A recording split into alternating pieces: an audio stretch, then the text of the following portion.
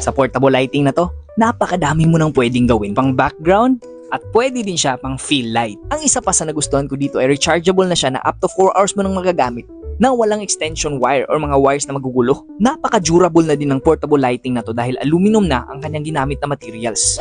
Ito nga pala ang bago kong lighting effects from Photolex.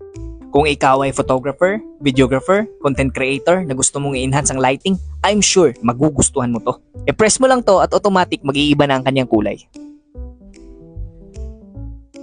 Di ba ang ganda? Kung nagre-record ka or nag-livestream, hindi mo na kailangan gumamit ng iba-ibang ilaw. May kasama na din siyang stand para dyan mo lang ilagay. Napakadami mo ng shapes na pagpipilian. Meron na din kasamang adapter. Magnetic na to Ilalagay mo lang to dito. Automatic na siyang didikit. Ganito lang kung gusto mong magpalit ng shape.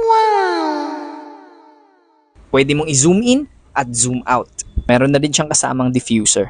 Napakaganda na nito lalo na sa mga videographer, photographer, content creator, nagla-live at nagre-record ng kanta. Kaya kung nagustuhan mo rin tong portable lighting ni Photolex, ilalagay ko na lang yung link dyan sa may yellow basket.